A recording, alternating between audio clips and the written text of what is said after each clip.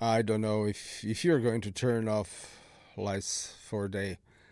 It doesn't make sense to me. Light pollution is more than that. But that's another topic. In any case, the spring equinox for 2025 occurred on Thursday, March 20th, 2025. It's unbelievable how a slight alteration of the tilt angle of the planet may temporarily put us in a state of euphoria.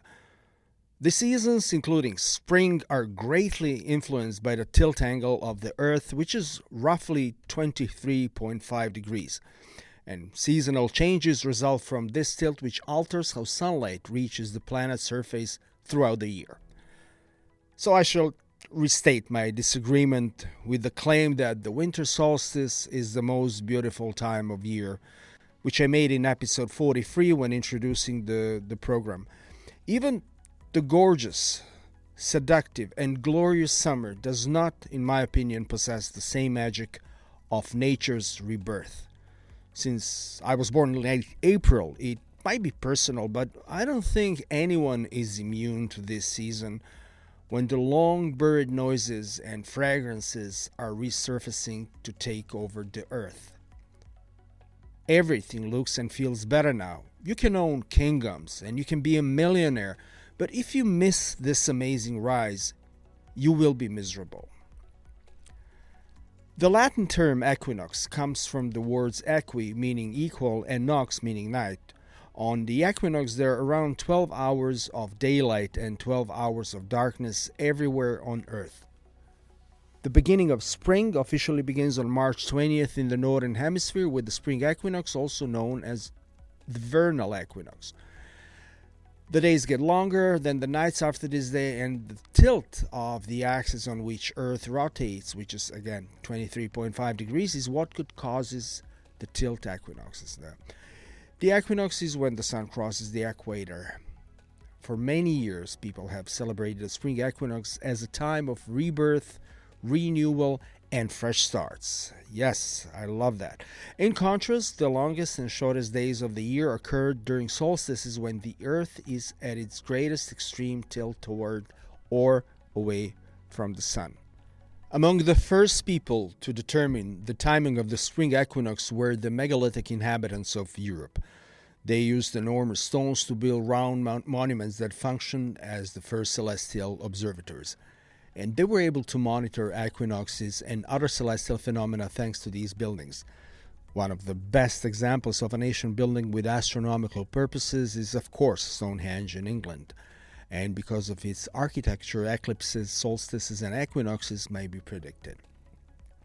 The location still has meaning for contemporary pagans and druids, and infidels like me, who congregate there to commemorate the arrival of spring on the equinox. The date of the equinox drifted over time due to the errors in the Julian calendar. The spring equinox was approximately March 21st by 300 AD, and by the 1580s it had shifted to March. Pope Gregory XIII instituted the Gregorian calendar in the 16th century as a result of the equinox date discrepancy. The goal of this revision was to keep the spring equinox around March 21st and bring the calendar closer to the astronomical year. So, the sun is moving towards a point in the constellation Hercules, known as the solar apex, and this motion through space doesn't significantly impact the timing of nature of equinoxes on Earth. Over extremely long periods, I'm talking about millions of years, the gravitational influences of other stars and galactic structures might subtly affect the solar system's orientation, potentially leading to minor changes in the Earth's orbital characteristics. However, these effects are negligible on human timescales. The equinoxes are primarily determined by Earth's axial tilt and orbital motion around the Sun, which remain relatively stable despite the solar system's journey through the galaxy. Although the equinox is often associated with equal daylight and darkness, due to Earth's atmosphere, the actual day of equal daylight and night, or equilux, usually occurs a few days before the equinox. During the equinox, the Sun crosses the celestial equator from south to north, making the beginning of the solar year for astronomers.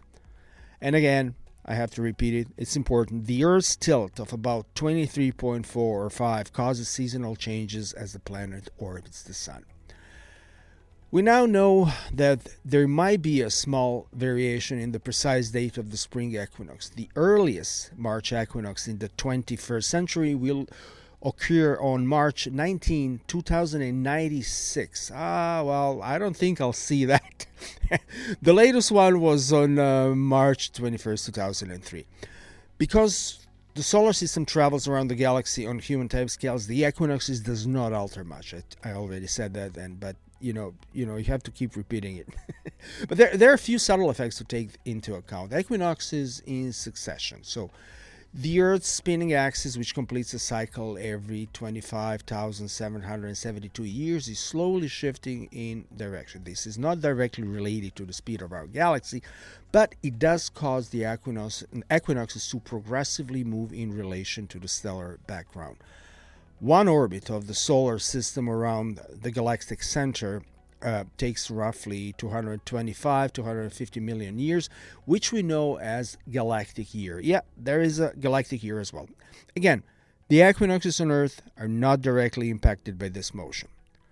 Milankovitch cycles' long-term variation in Earth's orbital parameters influence the timing and characteristics of equinoxes through gradual shifts in Earth's axial orientation again and orbital shape. So that's what the most direct impact comes from precession, a 26,000 year cycle where Earth's rotational axis wobbles like a spinning top.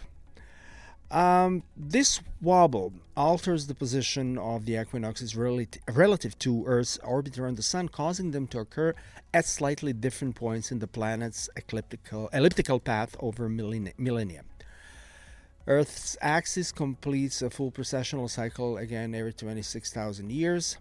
And for instance, the March equinox currently occurs when Earth is moving away from perihelion, but this alignment changes over time, and seasonal contrasts intensify in one hemisphere while diminishing in the other, depending on how the equinoxes align with orbital eccentricity. Earth's orbit varies from circular to slightly elliptical over 100,000 years, and when eccentricity is higher, the distance between Earth and the Sun varies more, amplifying seasonal differences if equinoxes align with extreme orbital positions.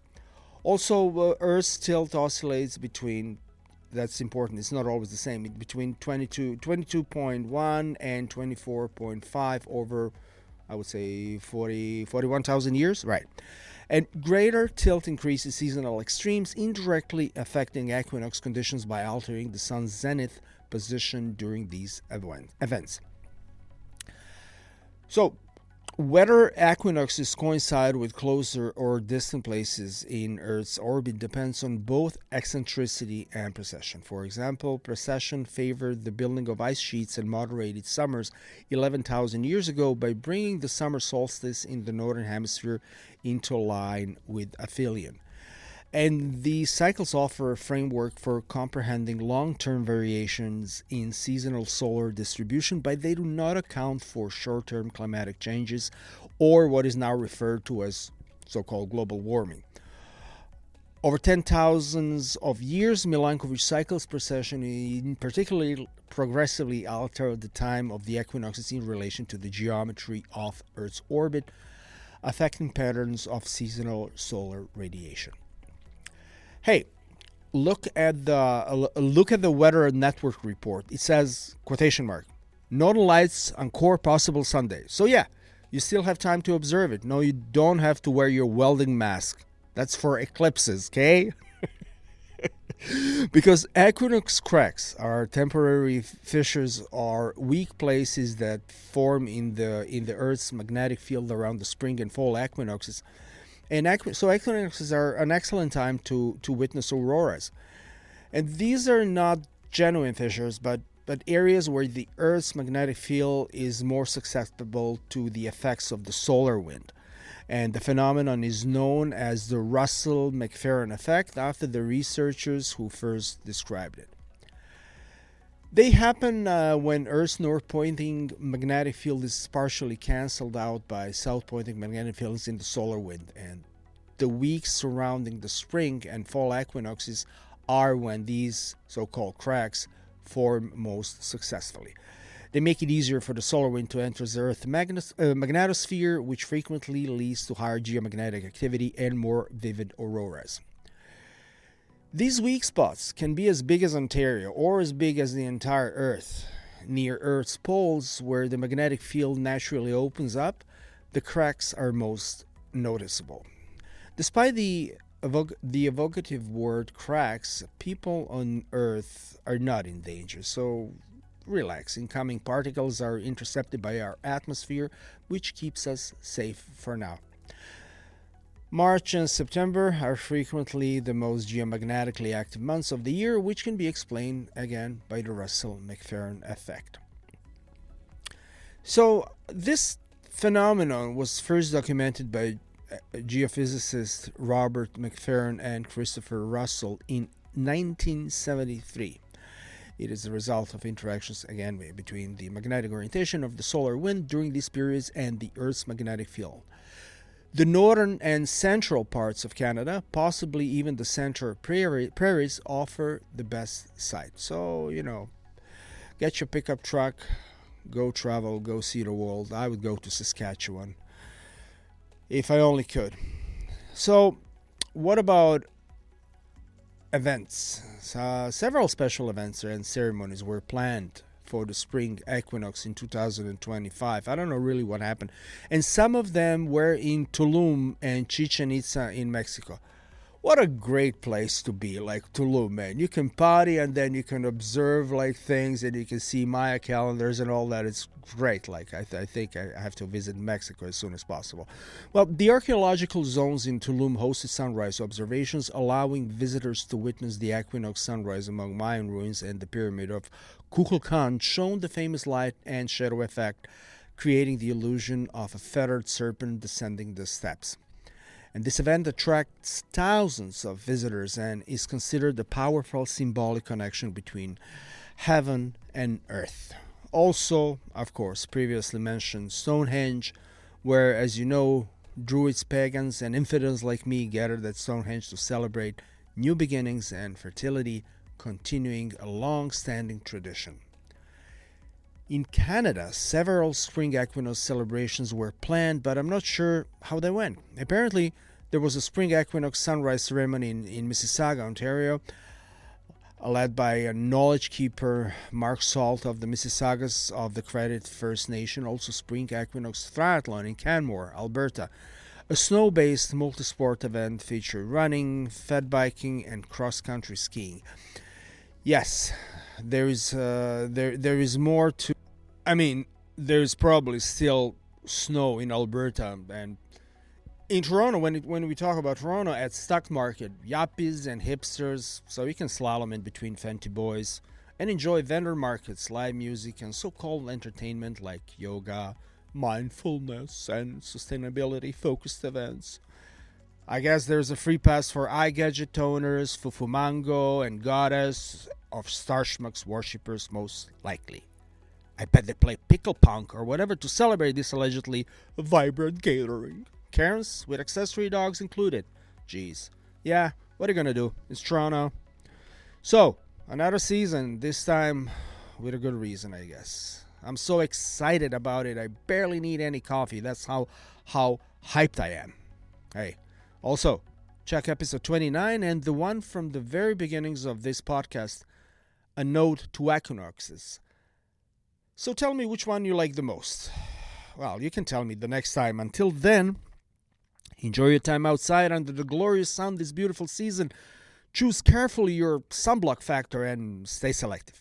Bye-bye.